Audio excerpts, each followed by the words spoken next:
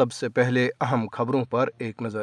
غیر قانونی طور پر بھارت کے زیر قبضہ جموں کشمیر کے ضلع کشتواڑ میں مودی کی بھارتی حکومت نے کالے قوانین کے تحت کشمیریوں کی سیاسی آواز کو دبانے کے لیے ان کی املاک پر قبضے کی کارروائیاں جاری رکھتے ہوئے کئی کشمیریوں کی جائیدادیں ضبط کر لی ہیں۔ بھارتی پولیس حکام نے ایک کریک ڈاؤن آپریشن کے دوران کشتواڑ میں 13 آزادی پسند کشمیریوں کی جائیدادیں ضبط کر لی۔ کل جماعتی حریت کانفرنس کے سینئر رہنما میروائز عمر فاروق نے کہا ہے کہ تنازع کشمیر کو طاقت کے وحشیانہ استعمال کے بجائے صرف مذاکرات کے ذریعے ہی حل کیا جا سکتا ہے۔ بھارت میں آل انڈیا مجلس اتحاد المسلمین کے سربراہ اسد الدین اویسی نے راجستھان میں عالمی شہرت یافتہ درگاہ اجمیر شریف سے متعلق ہندو انتہا پسندوں کے متنازع دعوے پر بی جے پی اور آر ایس ایس کو کڑی تنقید کا نشانہ بنایا ہے۔ کل جماعتی حریت کانفرنس آزاد کشمیر شاخ نے فلسطینیوں کے ساتھ یکجہتی کے لیے منائے جانے والے عالمی دن کے موقع پہ فلسطینی عوام کے ساتھ بھرپور یکجہتی کا اظہار کیا ہے۔ اب خبریں تفصیل کے ساتھ۔ غیر قانونی طور پر بھارت کے زیر قبضہ جموں کشمیر کے ضلع کشتواڑ میں مودی کی بھارتی حکومت نے کالے قوانین کے تحت کشمیریوں کی سیاسی آواز کو دبانے کے لیے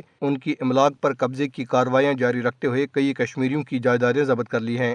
بھارتی پولیس حکام نے ایک کریک ڈاؤن آپریشن کے دوران کشتواڑ میں 13 آزادی پسند کشمیریوں بشمول شاہ نواز کانت، نعیم احمد، محمد اقبال، شاہ نواز، جاوید حسین گری، بشیر احمد مغل، غازی الدین، ستار دین، امتیاز احمد، شبیر احمد، محمد رفیق، مظفر احمد اور آزاد حسین کی جائیدادوں کو ضبط کر لیا۔ یہ تازہ ترین اقدام اگست 2019 میں مقبوضہ کشمیر کی خصوصی حیثیت کی منسوخی کے بعد سے کشمیریوں کی املاک پر قبضے کی مودی حکومت کی جاری مہم کا حصہ ہے۔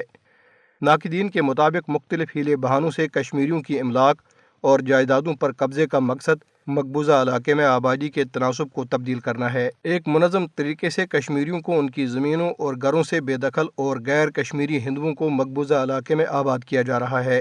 اسے قبل کشتواڑ میں ہی 36 حریت پسند کشمیری نوجوانوں کو بھارت کے بدنام زمانہ تحقیقاتی ادارے NIA کی ایک عدالت نے مفرور قرار دیا تھا۔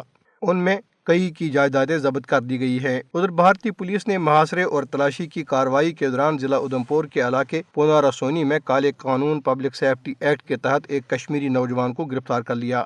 کل جماعتی حریت کانفرنس کے سینئر رہنما میروائز عمر فاروق نے کہا ہے کہ تنازع کشمیر کو طاقت کے وحشیانہ استعمال کے بجائے صرف مذاکرات کے ذریعے ہی سے حل کیا جا سکتا ہے۔ میروائز نے سری نگر میں صحافیوں سے گفتگو کرتے ہوئے کہا کہ دیرینہ تنازع کشمیر کے مذاکرات کے ذریعے پرامن حل کے لیے سنجیدہ اور مخلصانہ کوششوں کی ضرورت ہے۔ انہوں نے کہا کہ مقبوضہ علاقے میں کشمیر اسمبلی کے انتخابات کے بعد نئی حکومت قائم ہو چکی ہے، لیکن مودی حکومت نے مقامی انتظامیہ کے اختیارات کو محدود کر دیا ہے۔ میروائز نے مودی حکومت پر زور دیا ہے کہ وہ کشمیری عوام کی خواہشات کا احترام کرتے ہوئے مسئلہ کشمیر کے بارے میں اپنی ہٹ درمی پر مبنی پالیسی کا ازسر نو جائزہ لے۔ انہوں نے افسوس ظاہر کیا کہ دہائیوں بعد بھی مقبوضہ علاقے میں بے یقینی کی صورتحال اور خون ریزی جاری ہے۔ انہوں نے مزید کہا کہ کشمیری عوام تنازع کشمیر پر پرامن حل اور جاری ظلم و تشدد سے نجات چاہتے ہیں۔ میروائز عمر فاروق نے بھارت اور پاکستان دونوں پر زور دیا کہ وہ اعتماد سازی اور قیام امن کی غرض سے سازگار ماحول پیدا کرنے کے لیے تجارتی راستوں کو دوبارہ کھولیں اور رابطوں کو بہتر بنائیں۔